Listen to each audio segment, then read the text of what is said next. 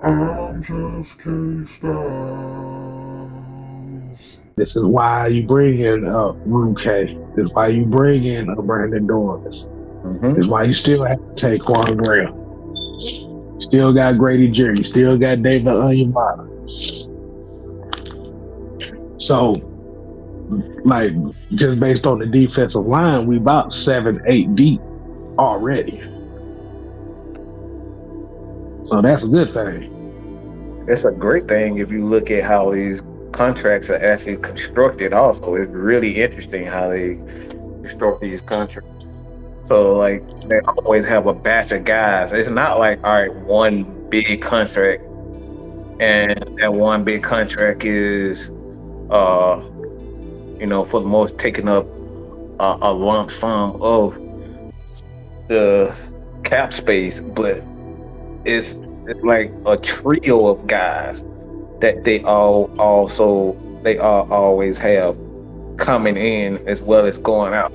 For example, what I'm saying is right, like you brought up David Onyemata. Well, a lot of people don't know that not only David Onyemata, but um, one of the guys that we have and we like in Caden Ellis, he's going like his contract is expiring around the same time as David Onyemata. So you have a trio, a duo, and sometimes a trio of guys coming in and coming out. So they really are planning,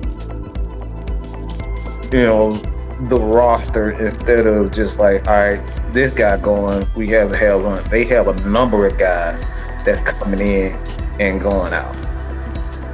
Hmm. I want to hit this comment on the screen right quick. The DX said, I think this will be the year they may actually trade for an edge rusher if necessary. I do believe that Trice is a great addition because Trice, in my opinion, will put pressure on the vets. Yeah, and that's what you're banking on. But I want to ask everybody a question. Hold on, let's see. Jerome, David Foster, what's going on, man? Mucho, Kenneth Kelly, what's going on? Appreciate y'all tuning. Yeah, we deep on D line. The rotation keeps us fresh. Let me ask y'all a question.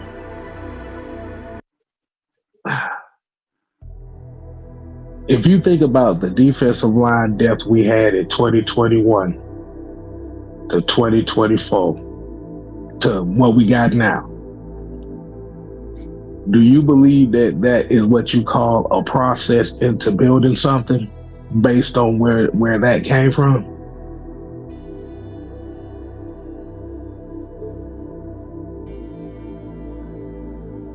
Say that question again. Okay. No, I'm talking about now. I'm about to say now. Do you believe in the process of building something, especially looking at where this defensive line was in 2021 to where we at now? We've been building. That's the thing for the past 3 years. The thing is, when you start when you take over a general management position, and your cap, you have a huge, insignificant amount of dead cap space, and not only that, you have lack of talent, a lot of holes. You have to do a lot of work. We told people it's not going to be a 2-3 year build. It's going to take 5 years for us to get a dominant squad. Now, this year, you have to see about this next phase of what we're going to do.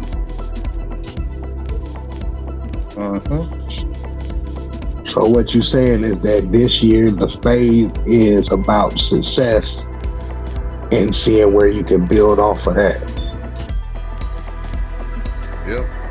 And that's what I'm saying. Like, it's, you saw last year how our defense played. Hills, injuries on the defensive side kind of messed us up. Offense, we had inconsistencies at the quarterback position. And, we still got a lot of young guys on the offense. You got, Drake London, he's going into his 3rd season. Kyle Pitts going into his 4th season. Bijan going into his sophomore season. Bergeron going into his sophomore season. And Drew Dahlman, he's going into his fourth season. So I think this his contract year right here. yeah, so he gonna have to step up, or he's gonna be unemployed or looking for another team to sign him. So okay. So Mike, I got a question for you. Yes, sir. And I've been kind of looking online the last few days, and I think we've already talked about it, but I want to kind of get a quick recap on it. And as far as there's quite a few people that are still kind of disappointed that they didn't quote unquote address the cornerback position this offseason. Do you think that is the biggest weakness on this defense this year?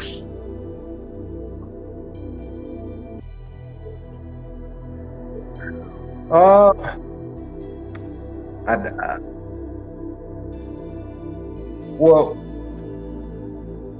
from the naked eye, untrained eye, you would say yes. But when you have so many coaches, Jerry Gray, Jimmy Lake,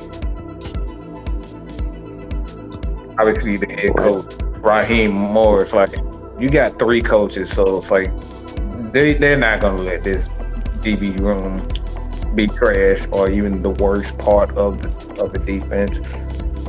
So like with the untrained eye, yeah, you would say that because obviously outside of AJ Terrell, it's like who's that big name guy at corner? There's literally nothing there. Like half of you probably don't even know what the hell Clark Phillips is, what school he went to without his school.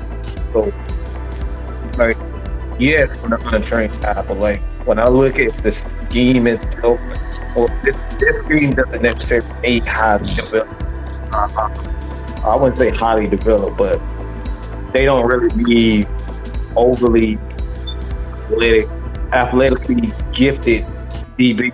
You just need guys that are very good as far as the basics is concerned. Tackling, being able to play zone properly, being able to tackle, who's good at blitzing, all those types of stuff. Just a small thing, the basics of football at DB. It's like if you can get that, coaching will turn a guy who's pretty good of zone runner into an okay man guy. Why? Because you got good.